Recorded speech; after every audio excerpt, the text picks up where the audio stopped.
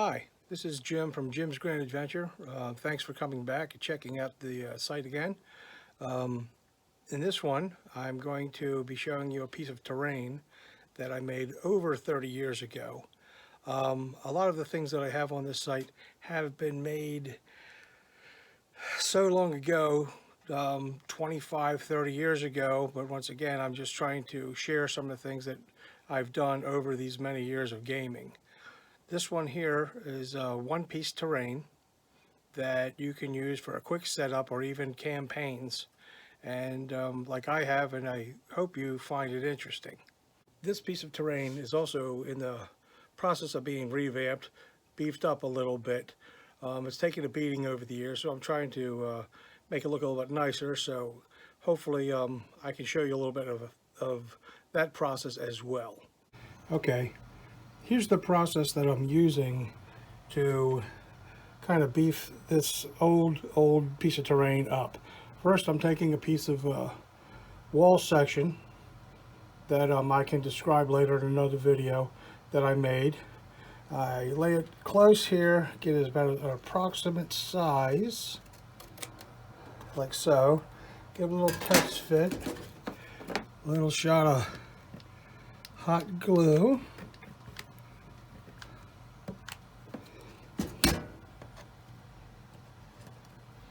And carefully put it in place. Okay, what you see here is the basic layout of the board. It's a good size, as you can probably see. I was just working with, at the time, the materials available to me. A quick rundown is here's a small series of rooms. Here, it's another room, larger rooms, circular room, corridors going to and fro, different rooms. This would be a large landing bay or an engine room, whatever type of terrain you wanted to put in. Okay, here now I'm going to give you a little idea of how this board is actually used.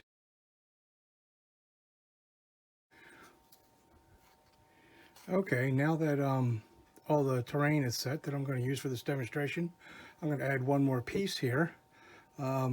This is a little door panel I made using the techniques in the last video with the 2 pins, 2 pieces of cardboard. This is a door. Now with this system, I can place a door anywhere I'd like.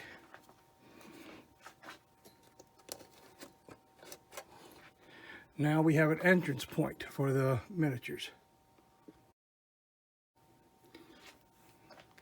Okay, this crew has just entered through this airlock and began their search of the complex.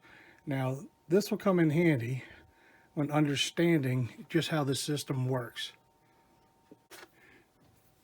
Okay, as the characters start to explore the facility, they can branch off into any different section that they want. It's up to you ahead of time, like any other adventure, to place the objectives, dangers, etc. where you want. Okay, the characters now continue to search through the complex and the facility, going from room to room. You can place doors where you wish. You can place whatever you want in each and every room, just like a normal setup that you would make. Okay, now here's the neat part. This is how the system works, and I hope I'm explaining this the right way. Okay, you can see the characters have moved into this room and found another door. This is where and how the system works. The characters will now go through this door into the next section. Okay, now that they've gone through the door, I've removed everything off the board and turned the board around facing the opposite direction. Now I'm going to replace the objectives, scenery, etc. Okay, now that everything's been set in place for the rest of the adventure, now's the time where I would find out where the door that they previously went through comes out. Okay, I've decided to place my the door to where the characters are going to come out down this small hallway.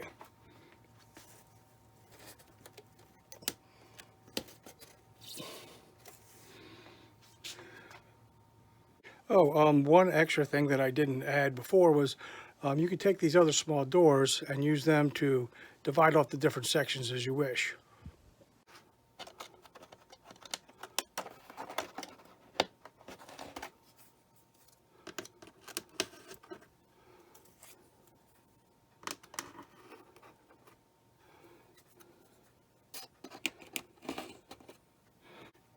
Okay, now I'm going to put the miniatures in place here as they come through the door into the completely new area.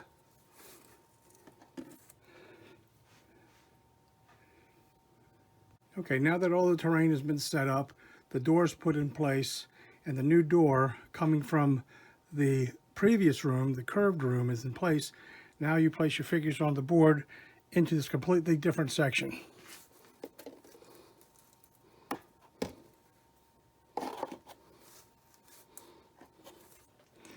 Okay, now I hope I've shown you that using one large piece of terrain, just by turning it around and adding doors wherever you needed to, can create a huge complex using just this one piece of terrain. Their characters will, of course, go down. There'll be doors to check, instruments to check, plenty of other options. Now, if you wanted to, you could place another door in another room. They could go from there, and then they could come out up here or in this room. Since you have a variety of different rooms, it's up to you what you put in there.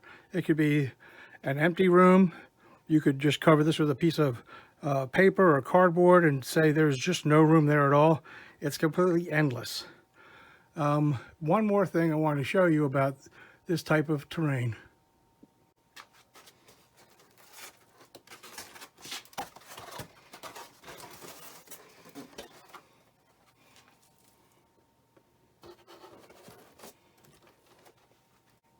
It can be made double-sided.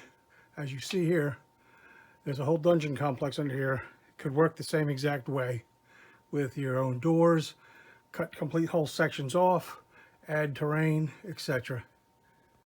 Well, I hope you guys found this useful. It's been a piece of terrain that I've been using for 30 years. It seems to work very well, something very quick.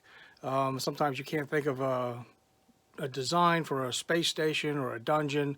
This is a nice little throw together. Sometimes it just doesn't really matter what the layout is. Other times it will, and the other systems out there are fantastic for doing that. Okay, well, this is this episode. I'd love to hear from you, see what you think. Anyway, like and comment below, and I'll just continue to keep sharing these things from the pit. Like I say, most of these things are 30 years old, 40 years old. So happy to share them with you. Next time on Jim's Grand Adventure, I'm going to show you how to turn this into this complete desert outpost.